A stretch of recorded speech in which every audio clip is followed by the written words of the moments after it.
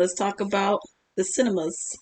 When you see somebody that is so extremely phony, and if you kind of follow her trajectory from what she was when she first started her political career, which has been fairly short in Arizona, she was a left of Green Party liberal, and it's pretty clear the trajectory is money. And I always will say this anytime I make any videos about the United States political system, corruption goes, people like Sinema, Pelosi, McConnell, all of them would have to either change drastically or go. And I would love for them to be replaced with good Americans who are smart and they're capable. Yeah, I completely agree. So, why do you think that she made the switch from Democrat to independent? And what do you think could happen since she did that with the other two that are independent? I think that the major reason is that she is failing miserably to all constituents in the state of Arizona. They know how to read. They know Mm-hmm. what the polls and the tea leaves say.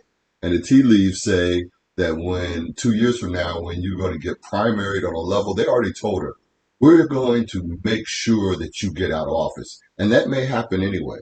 But she's put herself in the catbird seat because you have corruption and you have lobbyists. And a lot of these people that fail miserably at the job of being a politician, they're not interested in helping American people, then they become lobbyists and they make millions of dollars working for corporate interests in relationship to politicians. And the other thing I want to say is Mm-hmm. this is the person, along with Joe Manchin, that stopped the most formative and important thing for regular working class people in America, which was the soft infrastructure build back program. Democrats were idiots because they got with their corporate buddies and they made the corporate part of that infrastructure bill get passed, but they were supposed to be hooked together. That was the whole thing. Mm-hmm. And they fell back on their word. They said that they were going to hook them together and they would get passed in a parallel motion. But instead, they folded like the wimps that they always are and the corporatists that they always are. That the corporate sweet part of the infrastructure bill was done. One, two, three, immediately everybody was on board. Then when it comes to helping regular people and Joe Schmoes, then all of a sudden, where's the money? And you're talking Joe Manchin, a phony that says he's worried about fiscal responsibility. You're worried about fiscal responsibility, Joe. Look into the 21 trillion missing from the Pentagon budget. You could start at the very top with the most money that goes out the door, American taxpayer money that has for what? Since World War II, with the rebuild of Europe and Japan with the Marshall Plan. That was American dollars. That's American tax dollars. And Americans are asleep at the wheel if they think without severe pressure on all politicians. And the only thing that she said in her little dissertation to Jake Tapper, a corporate media guy, about why she had switched to independent, which I just watched today, she said that she didn't want to get pulled to the extremes of both the Republican and the Democratic Party, and she wanted to do the things that were right from both sides. Now, if that was the case, what she would first ask for is the elimination of lobbying. Well, even with that one interview that we watched yesterday, remember where the guy was like, okay, but you have certain positions that you're in that is that is Democratic. Yeah, that's the So, committees that she's on. yeah, so he was like, so how, if you're now independent, are you going to just relinquish those? She's like, no, I ain't doing that. Uh, But they why would you? They could force the issue because she's not in the party any longer.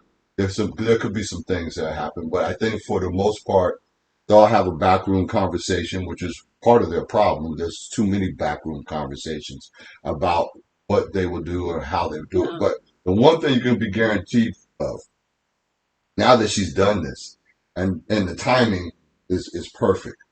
Raphael Warnock wins in Georgia. The extra seat now you've gained. That means you have a bargaining position, which nullifies her ability to tank. Again, one of the most important things that should have happened. It was 3.5 trillion. It should have been more, and you would get the monies for that. It pays for itself over a 10-year period. They had a whole layout. Bernie Sanders explained all of it. You can go and look on Bernie Sanders' website and probably find what it was they were going to do. But we have 800 military bases around the world. Let's close some of those bases. There's places where people are fighting. We shouldn't be there and we shouldn't be involved. It costs us a lot of money. There's countries like Israel that are very, very healthy. They're financially very stable. Why are we giving them so much money? And it's a host of things between taxation, monies, but pay for things that we need here. Our complete infrastructure across the country is in disarray. And we have an internal problem of right wingers now are burning down, shooting up our electric grid. That's what the incident that happened in North Carolina. So we have issues that are much more important that need to be taken care of at home. And I can guarantee you, every economist will tell you, if you start to do things that help people in their regular everyday lives, they're able to purchase things, they're able to buy gas, they're able to shop, the whole structure moves up. All boats float up. This is the irony of what we have. Corporations, they can't see any further than it. The politicians that are bought by them can't see any further than those. And if you just expand your thinking a little bit, you're going to make the money that you need to make as a corporation, but within the confines of something that's reasonable. You need to pay your share taxes. But you also need to have politicians that are going to apply those taxes, tax dollars, to the areas in which we need it. We don't need to have another war overseas. We don't need to make more weapons. We don't need to do things that are counterproductive to our own country. We need to take those monies and have universal health care. Why does it poll so well? Why do the politicians ignore it? Because they get paid by the corporations. Just listen to what the people want. And I don't even know if there would be a necessity for, let's say, these differences in parties. I hear people that are in the Republican Party, and I always love this line. I'm so conservative. I'm conservative. I have conservative ideas.